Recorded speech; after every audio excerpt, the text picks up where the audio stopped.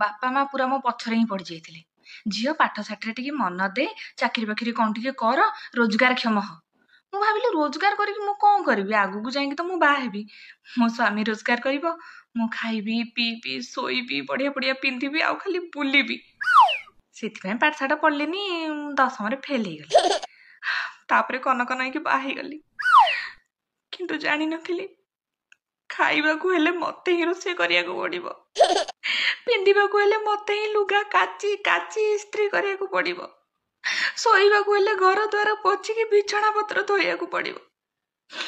ହଁ ବୁଲୁଛି ପାଖ ମାର୍କେଟକୁ ଯାଉଛି, ସଉଦା ଆଉ ପରିବା ପତ୍ର ଆଣୁଛି।